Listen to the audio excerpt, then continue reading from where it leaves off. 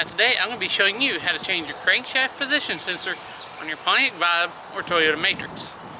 Now behind me is an 04, which is a 1.8 1ZZ. And here is the part I'm using. So let's get to work. So we're going to locate it first.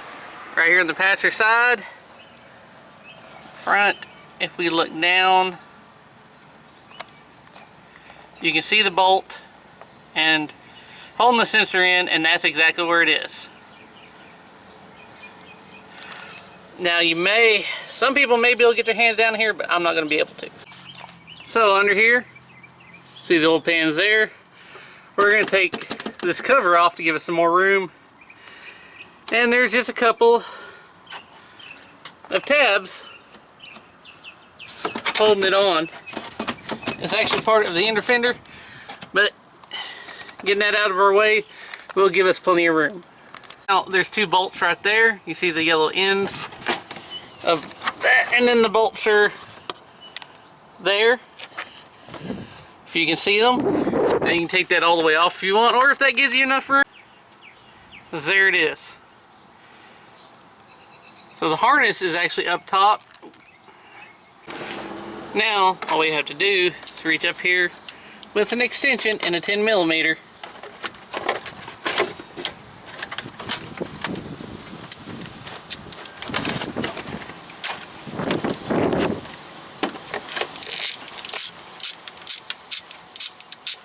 And loosen the bolt off. Now, you want to make sure you can reach the bolt. I got a hand on the camera, so I couldn't put the other hand up there at the same time. But,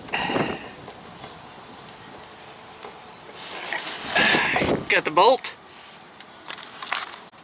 Now it's time to remove the sensor. So you may have to just take a screwdriver, a flathead or something, get behind it and kind of pry it out a little bit. And I have a pretty nice one for that. Actually a pretty decently long screwdriver to get some reach on there.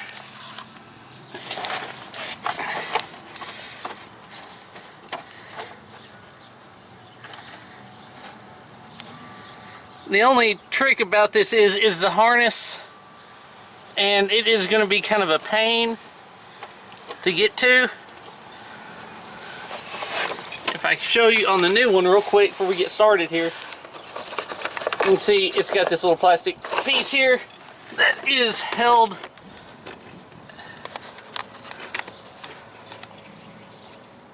right there, and we're going to have to trace it up. So the way I'm doing this is with the sensor coming out, I should have enough room to pull and remove it.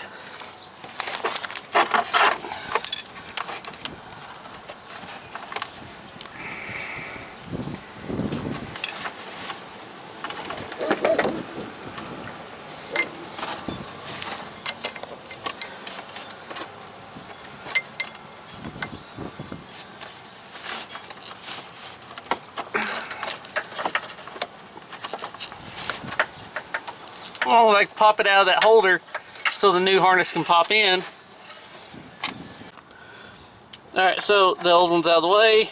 New one's going to go in.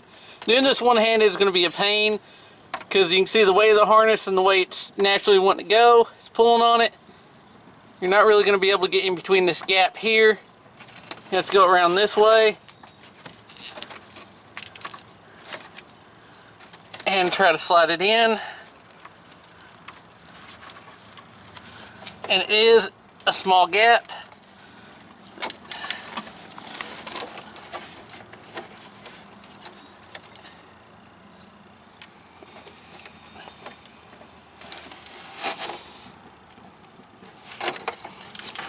And the harness is pulling down and trying to make it hard to line up.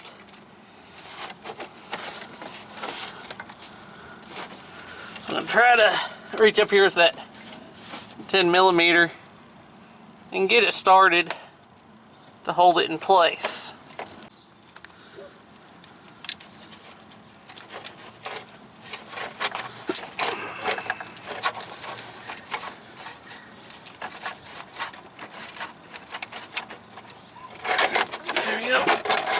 started a couple threads, and I'll go ahead and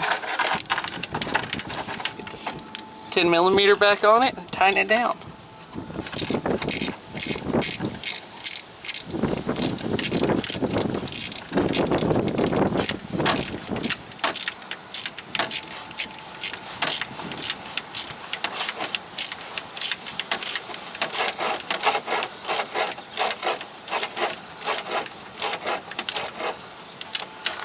Now, unfortunately, in order to get all this looped around, pulled out, and pull a new one through, I have to take a 10mm, loosen this bolt and this bolt, pull this fan and overflow, just so I can actually get some room in there, because I'm physically not being able to reach very well and maneuver around and do what I need to do. Now, you can do this before or after you remove the sensor, but we'll just take 10mm, loosen these nuts off, pop these tabs, and remove the engine cover so we can get access to the plug on the harness. Now, once you remove those two 10mm and disconnect the overflow hose, you can just pull up. And as well disconnect the fan harness. So the one we need to unplug is, see if I can wiggle the wire again, if I can grab it. Right there, right behind the alternator.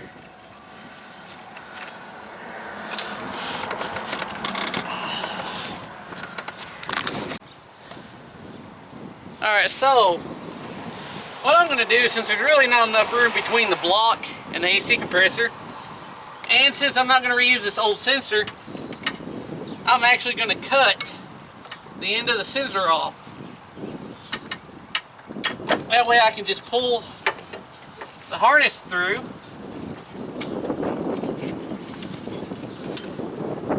A lot easier. Pull this up through here and unplug it. Now, I know this is a very barbaric way to do this, but let's be honest, this design could have been a lot better. So, now it's rerouting the new one to go between the compressor and the block.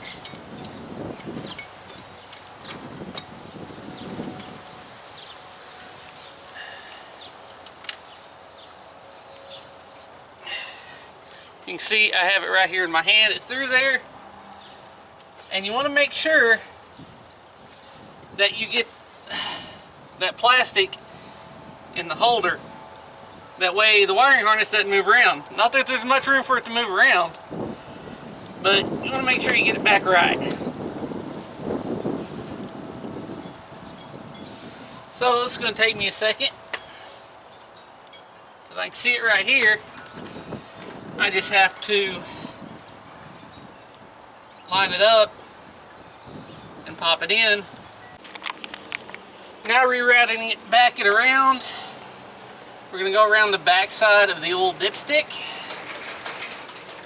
and you're just pretty much going to feel for it at this point.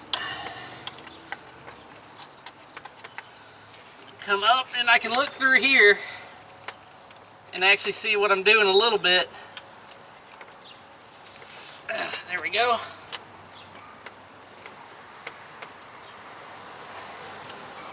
Now I actually got it where it's supposed to be, and I'll plug this in. I won't be able to show y'all, but this is kind of a trick.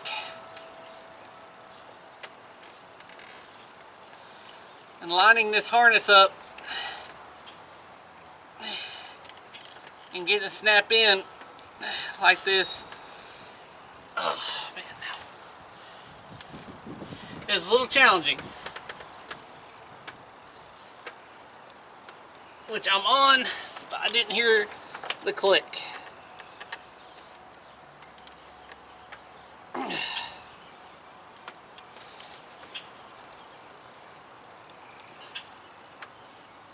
There it is. Then you just got to find that little section there and pop the harness back on, which will be the most challenging part unless you have the intake off.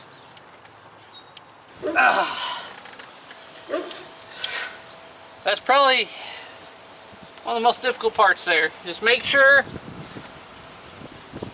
it's locked in down there and there so it doesn't go anywhere, so it doesn't hit anything.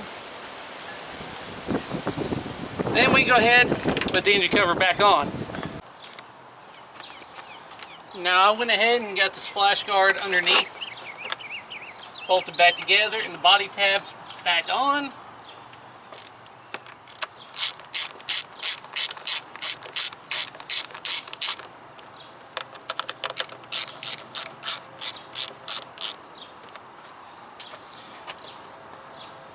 Engine cover back on. Now I'll just slide this back down.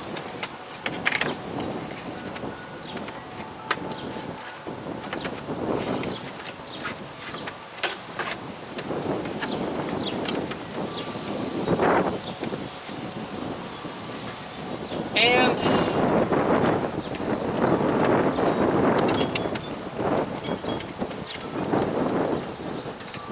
bolt it back in.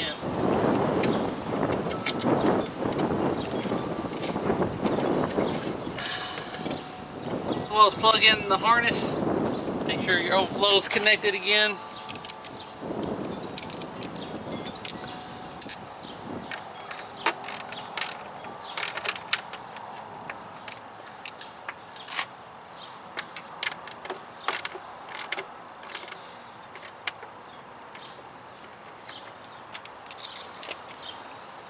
And there it is. Alright, there it is. Crankshaft position sensor is changed. Now you may have to jack the vehicle up. I did. Of course, removing the fan. I don't know if it's possible for some people, but my arms are too big and too long to get in there and bend. So I do that. And I'm not going to lie, this is kind of a pain of a job to do, but you can still do it. It took me 20 minutes to get my hands in there and all that. That was the most struggling part. Other than that, it's pretty easy, simple, straightforward. Just take your time and get everything lined back up right. Take note where the old sensor and harness is before you put the new one on. That way you know where to route it, all that good stuff. Put everything back together and good to drive again. Now I hope this information proved helpful. As always, thanks for watching.